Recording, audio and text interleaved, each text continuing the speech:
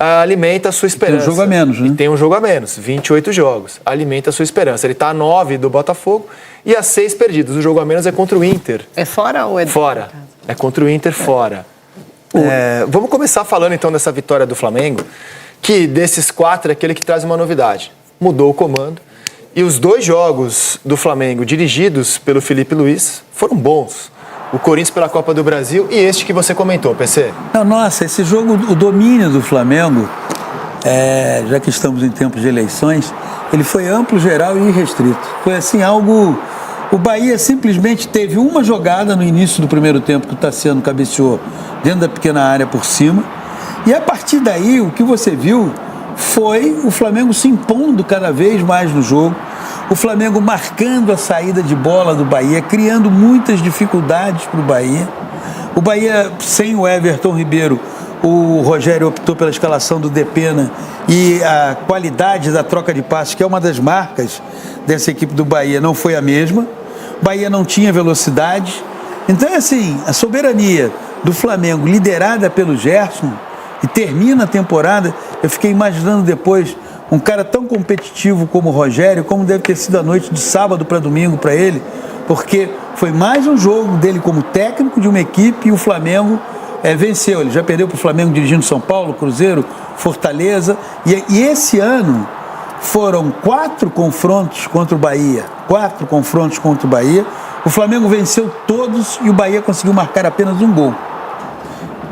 Então esse jogo de sábado foi o desfecho de uma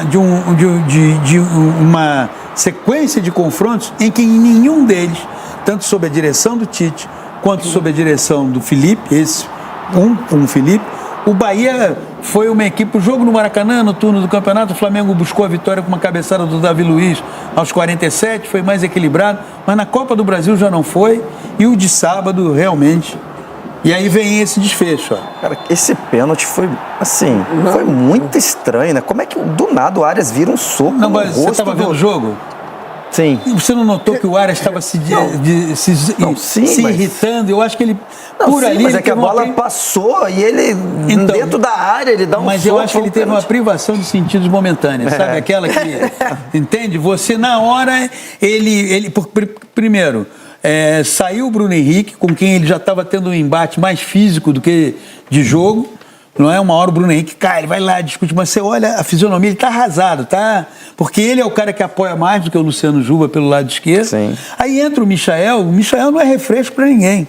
Não é? Porque o Michael é aquela coisa, a bola grudada no pé, ele vem para cima. Aí, por exemplo, se ele não tem essa privação de sentido momentâneo, o que você vai pensar? Ele tem 1,80 m, o Michael tem altura de jockey. Então tem 1,63 m, 64. Pô, vou subir e vou me impor fisicamente. A bola já tinha passado. Exato, mas eles disputaram com a perna, a bola passou, depois ele vira um soco. Por isso que eu falo, isso aí que você está falando é normal, né? O lateral briga ali, provoca e tal. O que não é normal é dentro da área, o cara vira um soco na cabeça do outro e dá um pênalti e ser expulso. Ele teve uma privação de sentidos momentânea que levou a essa ação que não precisava, no meu modo de ver, do árbitro nem ter ido ao VAR. Porque quando o Rafael Klein marca o pênalti, ele marca o pênalti não por VAR, ele sinaliza. E aí o VAR o alerta, ele vai lá, e aí entra aquela coisa que vai ser sempre muito confusa em cima da decisão, que é a intensidade, e o Rafael tira o amarelo, que ele já tinha aplicado o amarelo ao Arias, e dá o vermelho. Agora, assim, para mim, a ação do Arias, ela é apenas o resultado, ela é o resultado do como o jogador estava em campo dizendo o seguinte, nós fomos amassados por esse time, nós não conseguimos jogar, porque o Bahia não conseguiu jogar. Sobre a troca do Flamengo, né, do Felipe Luiz, nossa, isso... É grosseiro demais. Indignado. É grosseiro. Tô indignado assim, pelo lado se eu fosse o Rogério Ceni, torcedor do Bahia. Cara, não dá, desculpa, viu, presidente? Jogador de não dá pra explicar. Você pode estar tomando de 10-0. Cara, se fosse uma jogada que tá na dividida, né? Vou aproveitar uma dividida de bola e vou deixar um braço. Que eu ia falar. Não é o giro, não assim, é grosseiro. A bola passou. Ele faz isso aqui. A bola passa, a disputa aconteceu, a bola passa, ele vira um soco. Mas só pra falar... que a privação de sentido momentâneo. Isso acontece na vida. Sim, perdeu a cabeça. Tá doidão. Só Foi pra mal, falar tava rapidinho doidão. do Flamengo, foi mal, tava doidão. É assim, claro que tem o fator Felipe Luiz, né?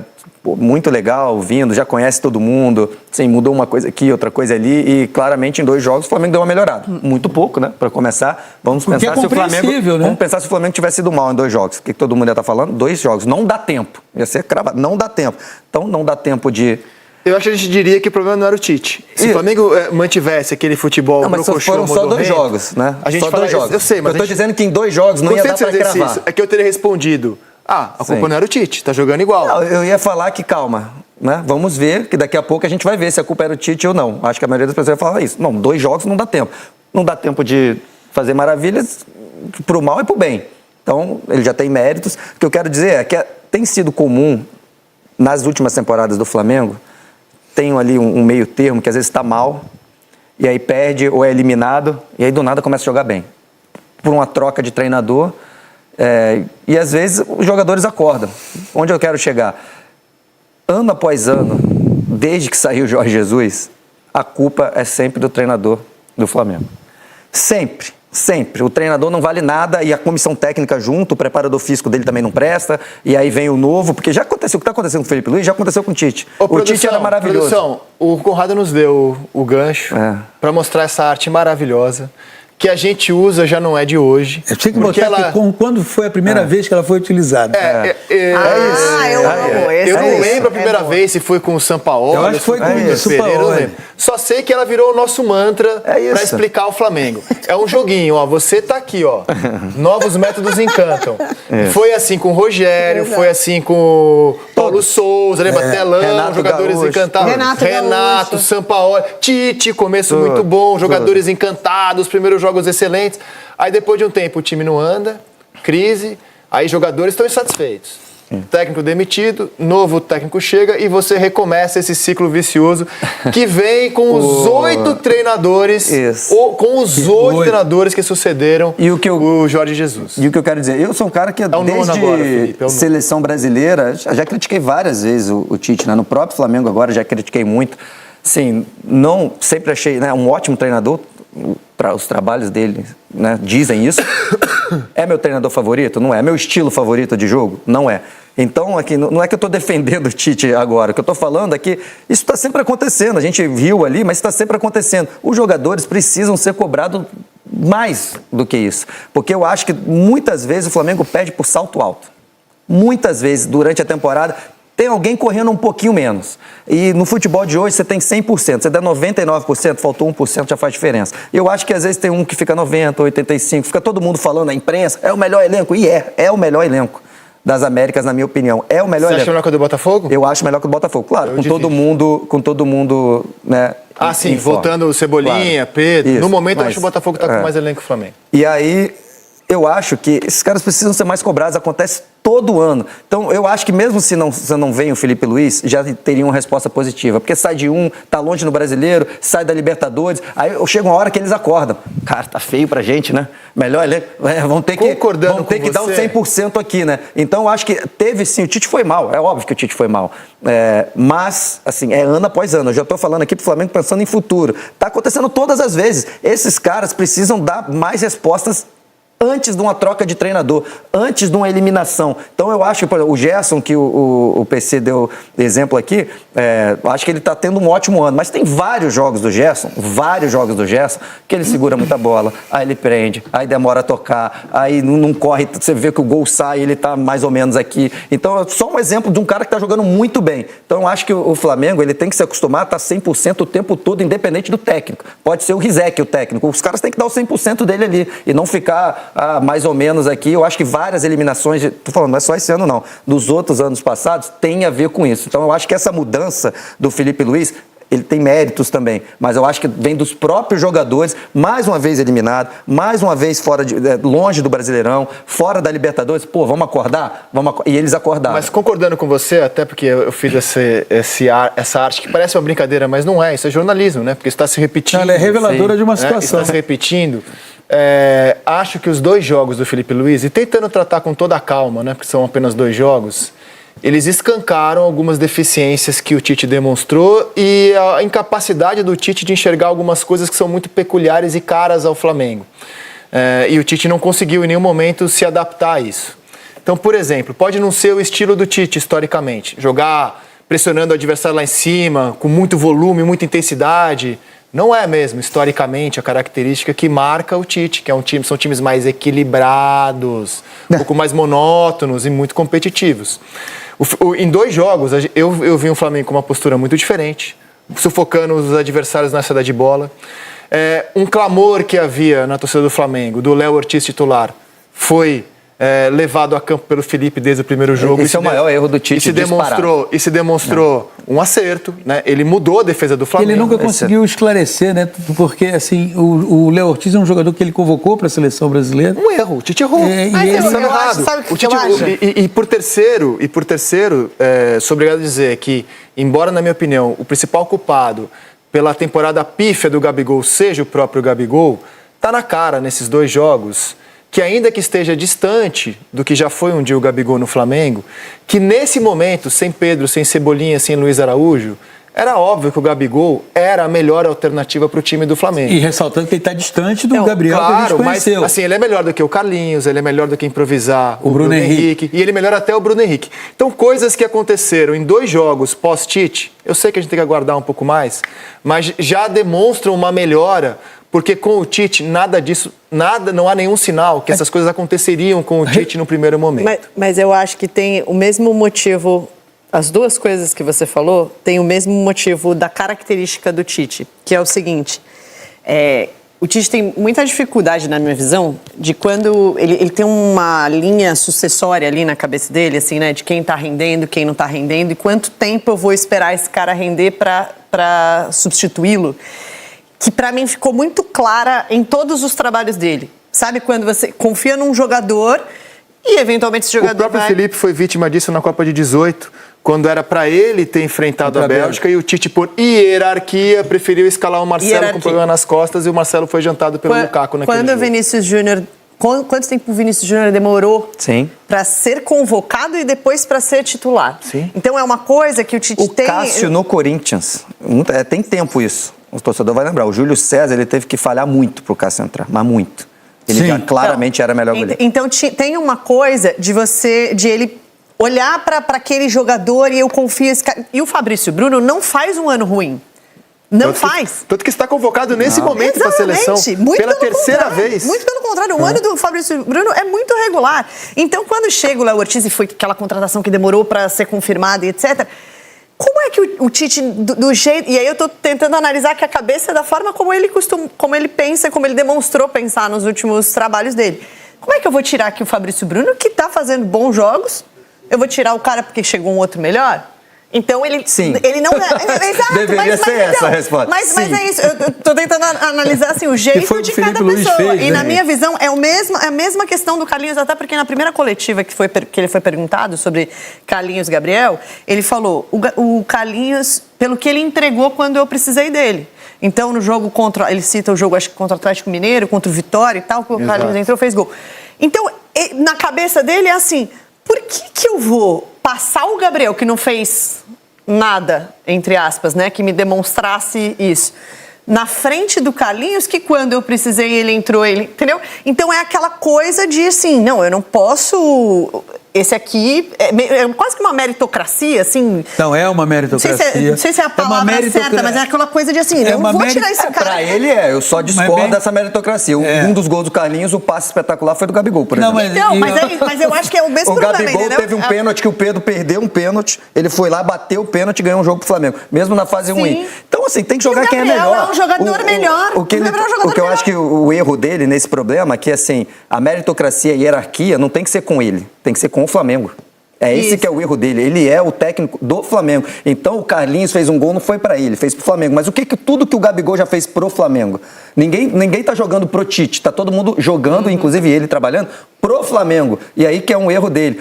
Não importa se o Fabrício Bruno te deu muito. O Flamengo foi lá e comprou o Léo Ortiz. O Flamengo precisa de um cara que é muito alto nível, assim, ele é claramente um zagueiro, assim, acima da média, jogando de titular. E aí tem que jogar o melhor. Não importa se o Carlinhos vai fazer 10 gols, amigo. O Carlinhos não é melhor que o Gabigol. Eu acho que não importa. Eu acho que é uma ideia, talvez, até de não perder os jogadores, sabe? No sentido de assim, poxa, o Fabrício Bruno já tá jogando bem, então chegou o Léo Ortiz, vai complementar. Isso vou tentar marca gerir a carreira do Tite. aqui. Essa é uma marca da vitoriosa carreira do Tite. O problema é que ele não se adaptou 1 milímetro em relação a coisas que ele fez ao longo da vida dele e que o levaram a estar onde está. Então, ele não se adaptou ao local onde ele estava. E, gente, o Flamengo tem algumas peculiaridades que o Tite em nenhum momento se rendeu a elas. Porque você tem uma questão que eu não estou aqui defendendo muito assim o Tite, muito pelo contrário. Acho que você tem que entender aonde você está e como aquilo funciona. Não necessariamente o modelo e o comportamento que você teve num lugar que te levaram a vencer, naquele outro lugar que você está, vai funcionar. Então você precisa ter essa necessidade. Agora, há um ponto que destacado aqui pelo Conrado que eu acho muito importante. Nós estamos aqui falando do Tite, tem que falar, como antes a gente já falou do Paulo Souza, como já falou do Vitor Pereira, como já falou do Sampaoli. Não se pode colocar na coluna dos isentos os jogadores. E acho que isso acontece no Flamengo porque na cabeça de todos os jogadores que estão lá, eles sabem que tem uma rotatividade de técnico. Isso vai rodar. É diferente, por exemplo, do que acontece no Palmeiras. Por isso eu trouxe a informação, inclusive, que o Flamengo decidiu efetivar o Felipe Luiz. Porque o Flamengo entendia que, perante esse grupo de jogadores, não geraria autoridade alguém com a pecha de interino. 2024. Então o Flamengo preferiu anunciar para os jogadores, esse aqui é o chefe de vocês e vai estar aqui ano que vem também. Então, esse aqui é o chefe de vocês, a eleição é na segunda semana de dezembro, se eu não me engano, dia 9 de dezembro, não se sabe o que vai acontecer. Agora, mesmo que a atual direção que chegou e quis passar essa mensagem, esse aqui é o chefe de vocês até 2025, se você já está lá há algum tempo, você diz, tá bom, vai. Perde 3 jogos aqui para ver como é que funciona. Claro. Porque eu acho o seguinte, eu vejo da seguinte forma, se você tem uma rotatividade em quem te lidera, o teu comportamento vai oscilar. Vamos pegar o Palmeiras. O Palmeiras esse ano saiu da Copa do Brasil e da Libertadores. Está na disputa do título brasileiro. Mas o Palmeiras saiu da Copa do Brasil e da Libertadores ali. O Palmeiras estava perdendo para o Botafogo no seu estádio por 2-0 e foi buscar um empate. E perdeu e foi eliminado por um time que é o Botafogo, que está liderando o campeonato, que está na semifinal da Copa Libertadores. Então, geralmente, como há uma preservação da figura dos jogadores em qualquer processo de demissão de técnico no Flamengo, você não consegue, o Flamengo não consegue, desde 2011, você trouxe essa informação. O Eric Faria. Então, desde 2011, o Flamengo não tem um técnico de janeiro a dezembro, gente. É impressionante. Desde 2011 estamos falando. Aí vamos fazer o seguinte. Mas, PC, assim, sem passar pano para os jogadores, que eu concordo assim embaixo do que você, o Conrado e a Renata falaram. Né? Assim, o Tite não é o único culpado pela temporada que o Flamengo vinha tendo até aqui. Mas, então, assim, admitindo tudo que vocês falaram como verdade, concordo com vocês, tem um outro lado também, né? Assim, o jogador, quando está participando de um esquema tático que não está convencendo, que está levando a um ambiente ruim, né? Por exemplo, as atuações brocochós que o Flamengo teve contra o Peñarol, aquele time entregue, burocrático, lento, sem aquela fúria. Assim, o jogador também sucumbe a um ambiente que estava muito para baixo. Acho que ali o time refletiu, me chamou muito a atenção. O Tite também não demonstrava assim, no seu comportamento, no seu dia a dia, que ia reverter isso. Então, embora o Flamengo seja uma máquina de moer técnico, eu acho que a troca foi acertada. Acho que a troca foi acertada. Ela trouxe uma nova esperança, uma novidade. Ela foi oportuna e assumiu a direção da equipe. Um jogador que viveu o período de grandes conquistas, que sabe como aquilo ali funciona, e é precipitado dizer que ele já deu certo, como será precipitado dizer também que se ele perder 2 jogos no campeonato... Até porque, põe de novo o ciclo vicioso, ele está no comecinho, ele está aqui, por enquanto, na hora do encantamento. Ele está no começo. Que todos passaram, o Sampaoli passou, Vitor Pereira passou, Paulo Souza passou, Domenech passou... Todos já estiveram nesse pontinho vermelho onde a gente está nesse momento. Já saiu a matéria sobre o kick do treinamento do Felipe Luiz. Ah, não, já saiu essa daqui. Sempre tem também. Sempre tem. Jogador ainda não. Adoro o novo mas agora, do treinamento ainda não. Do treinamento ainda não. Mas todos, em algum momento, dão esperança de que vão repetir o Jorge Jesus. O Felipe Luiz agora aparece nas manchetes, esse é o GE. Junto com o Jorge uma matéria do nosso querido Fredão Gomes, porque ele repetiu o mantra do Jorge Jesus antes da vitória do Flamengo. Compare os vídeos aqui no Seleção Sport TV. Ganhar, costuma ganhar, ganhar. Portanto, conheço-vos muito bem e vamos começar a nossa caminhada, que é uma caminhada de triunfo, porque não pode-se falar de outra maneira neste clube. É ganhar. Por hora, a gente está comparando o Felipe com o Tite. Mas o próprio Felipe sabe que, no fundo mesmo, para vingar no Flamengo, é ser comparado com o JJ. Claro. E, por enquanto, nesse começo, os novos métodos encantam porque são comparados ao JJ. Foi notícia, inclusive, que ele anotou todos os treinos ministrados pelo Jorge Jesus. Tudo aquilo que o Jorge Jesus fez, ele foi lá e guardou. O Tite, na minha visão, ele começou a sair do Flamengo quando, após um jogo, numa resposta, ele disse: eu adoro trabalhar aqui, mas a cada dia eu percebo que vou ficar menos tempo aqui. Naquele dia, quando ele disse essa frase, eu falei assim, esse cara já está percebendo que ele já está percebendo que ele e Flamengo não estão conseguindo. E depois do jogo contra o Peñarol, quando ele, do segundo jogo, 0-0, ele na entrevista disse: quando nós perdemos o Pedro, ficou tudo muito mais difícil. Acho que ali foi uma admissão de incapacidade de encontrar uma solução para compensar a ausência do jogador que era, digamos, a referência do esquema. O ambiente estava para baixo, o ambiente como um todo, e ele não dava amostra. Então a troca foi oportuna, foi oportuníssima. Agora, projetando esse futuro, a gente nunca tirou o Flamengo como postulante, mas sempre deixou o Flamengo com essa... O Flamengo chegou a jogar contra o São Paulo, líder no Campeonato Brasileiro, líder do campeonato, com um jogo a menos. E ele optou por, naquele dia, escalar time reserva, perder o jogo, pensando no Palmeiras Copa do Brasil. Então, assim, o Flamengo já esteve no lugar onde hoje está o Botafogo.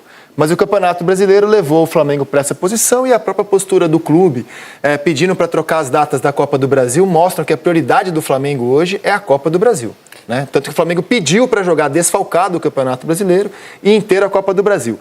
Só que no Campeonato Brasileiro, o Flamengo está a 6 pontos perdidos e a 9 ganhos do líder. Vou colocar aqui os jogos que estes 4 primeiros colocados têm nas próximas 5 rodadas. Eu não vejo motivos para achar que o Botafogo esse ano vai ter uma derrocada. Não vejo. O Flamengo precisa ter a soma dos dois fatores. O Botafogo derrocar e ele seguir arrancando. Né? O Botafogo encara o Criciúma na sexta-feira da semana seguinte em casa, e nessa rodada o Palmeiras terá o Juventude fora, o Fortaleza vai ter o Galo em casa e Fla-Flu, com desfalques provavelmente da data FIFA, porque os jogadores jogam terça-feira e o jogo é na quinta, contra o Fluminense. Depois o Botafogo vai ter na sequência o Bragantino fora, Vasco em casa, Cuiabá em casa, Galo fora. O Palmeiras terá o Fortaleza em casa, confronto direto, o Corinthians fora, o Grêmio em casa e o Bahia fora. O Fortaleza terá o Galo em casa, Palmeiras fora, Juventude fora, Vasco em casa e o Fluminense fora. E o Flamengo, que é quem precisa dar a maior arrancada desses aí, terá o Fla-Flu, depois o Juventude em casa, o Inter, jogo atrasado, fora, Cruzeiro fora, Galo em casa e Cuiabá fora. Vocês estão enxergando espaço para a derrocada de Palmeiras e de Botafogo e arrancada de Flamengo? Assim como o Arthur Jorge, mas não da forma mal educada que ele fez na coletiva, eu acho que esse ano não tem nada a ver com o ano passado, eu também esqueceria. Ano passado,